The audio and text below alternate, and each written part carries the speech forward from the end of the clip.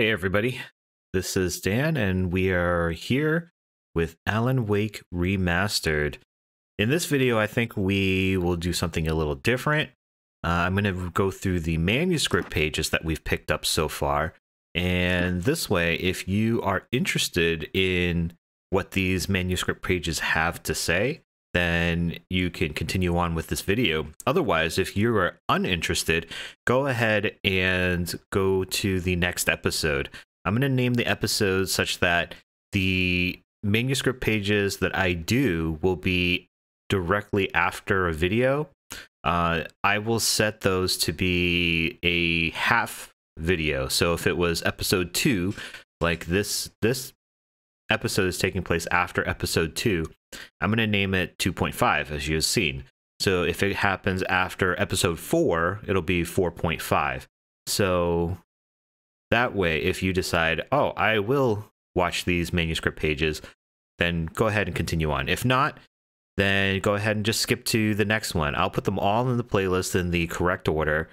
That way, if you decide you want to skip it, feel free. Take no offense to that. It's just if you'd like to continue seeing some more of their backstory, seeing some of the things that we've got, great. Please join us.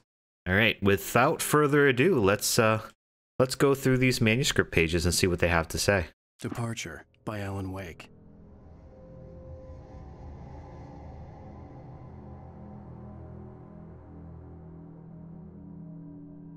Nice. Got that background music and everything. Oh.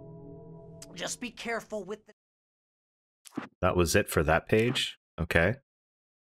The man turned to face me. His face was covered in shadows. It was hard to make him out in the darkness of the forest that surrounded us, but the axe he lifted was plain to see. It glistened with the blood of his victim. He grinned madly. The shadows were alive, distorting his features. It was a scene from a nightmare, but I was awake. Yeah, so I think that was when we got attacked after we hit the guy with our car. And that was the axe murderer trying to chase us. It stood before me. It was impossible to focus on it, as if it stood in a blind spot caused by a brain tumor and eye disease. It was bleeding shadows like ink underwater, like a cloud of blood from a shark bite. I was terrified. I squeezed the flashlight like my life depended on it, willing it to stop coming any closer. Suddenly something gave, and the light seemed to shine brighter. I guess that's a in-universe explanation for how it just shines brighter when he points it at them. You know, the in-game mechanic. That's how I guess they're explaining it. That's it. That's pretty cool. I heard them before I saw them, swooping down from the sky and screeching as they came. I spun around just as the cloud was upon me. For an instant, I stared into 100 dead eyes, black pearls glittering in the darkness. I raised the flashlight and the swarm exploded like fireworks. Feathers burned, turned into ash. I couldn't hear my scream above theirs. I don't recall this at all. With the birds? When were we attacked by birds? At first, I kept finding the pages as if by accident. The book I couldn't remember was either a terrible and true prophecy or an act of creation that had rewritten the world. I began to hunt the pages feverishly, for they held the answer to the mystery. With it, I could save myself. With it, I could save Alice. Yeah, this is a foreshadow into what's going to happen. I'm not going to spoil it for anybody, but if you have played Control or watched the playthrough of Control, you'll actually know what's going on. So I did spoil myself a little bit as far as knowing what's the underlying mystery, but the details and stuff that I'm getting from playing the game and the experience of playing the game itself has been very rewarding. So I stepped into the gas station's garage. It was dark and quiet. The place was a mess. It looked like someone trashed the place or that there'd been some kind of fight. Light spilled into the room through an open door at the back, and I made my way toward it. Without any warning, I was blinded by a bright light. An old portable TV on the shelf had come alive by itself. Impossibly, I could see myself on the screen, talking like a madman. Yeah, that's what happened when we came into the gas station. Pretty creepy. The cabin on Cauldron Lake? She asked. The sheriff looked at me suspiciously. The early morning light flooded through the office windows. I would probably never have gotten out of the woods alive without her help, but I couldn't tell her the truth of what I'd faced the previous night.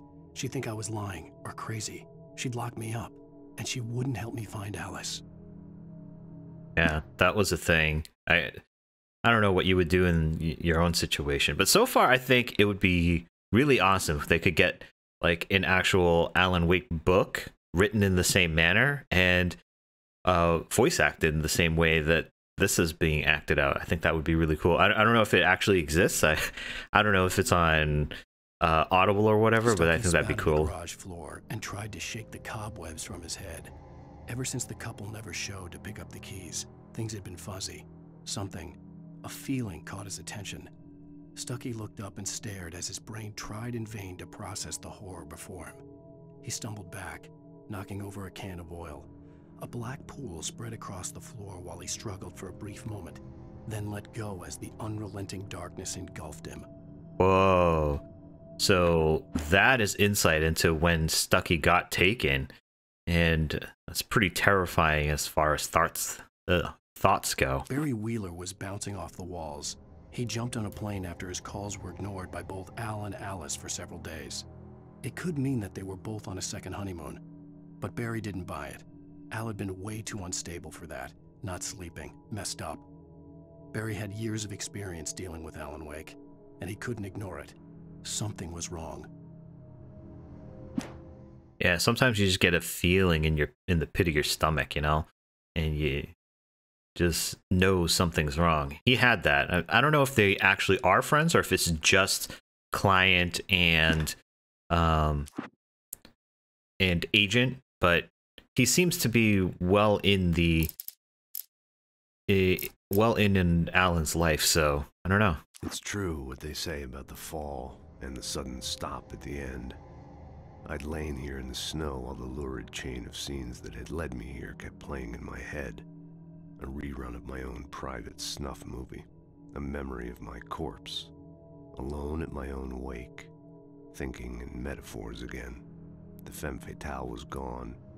Only a sour taste remained of the kiss that killed me. Damn.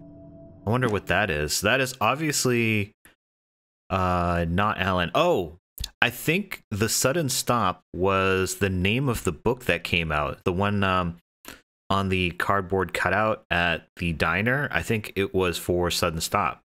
The voice actor sounds like Max Payne to me. I don't know. I could be wrong. This was a late goodbye. 13 years after I'd gotten my revenge, it had finally caught up with me. It had been a long time to bear the pain. My blood painted the snow red. A gruesome slushy dissolved all the scattered painkillers and leisurely dripped down to the sewer, mingling with the bile of the city, becoming one with it. I can see them now, my wife and my baby. Honey, I'm home. Well, I wonder if that is it sounds like the story, or at least an allusion to the story of Max Payne. I wonder if he wrote Max Payne in this universe. That'd be crazy. In spite of its human mask, to describe the dark presence as intelligent would have implied human qualities on something decidedly inhuman. Nonetheless, it found the one spot in the diner that was dark enough. Some light spilled into the corridor, ravaging it. But it took the pain. Horrible as it was, the writer would soon fix that. He would be coming to the one place where it still had power. Whoa. Oh, that was the dark presence. Is that talking about the that old lady who gave us the keys? Because the writer would soon fix that, meaning that Alan was the one that precipitated all these events. That's an interesting thought there. The kidnapper fired his gun one last time, and the shadow vanished into the darkness it had come from. See? Nothing to it, Wake. The thought of Alice in his hands was revolting. We stood on the wooden platform of Lover's Peak, the waterfall and the mountain behind us, the lights of the radio mast blinking red in the heights above. I fought with the urge to take a swing, force myself to speak. Let's cut the act now. Where's my wife? Whoa. I think this is a foreshadow of what's going to happen. Given what we've seen so far with these manuscript pages, I think that's exactly what's going to happen. Alice We'll looked see. through the viewfinder, lining up the shot. Cauldron Lake was breathtaking. Something caught her eye. A figure standing in the shadows behind the cabin, like a thin woman in a black dress. She lowered the camera and looked again. No one there. Just a collection of bushes that looked vaguely human-shaped. She shook her head and laughed. Damn. So it sounds like Alice may have seen that woman who gave Alan the keys and the directions in her camera and just laughed it off like it was nothing actually taking place. Wow. I'm actually glad we really took this time to go through the manuscript pages. That was really, really enlightening. Some of them, like, we didn't see happen. Some of them you get a little bit of deeper insight into maybe the psyche or like decisions being done and stuff like that. I thought that was great.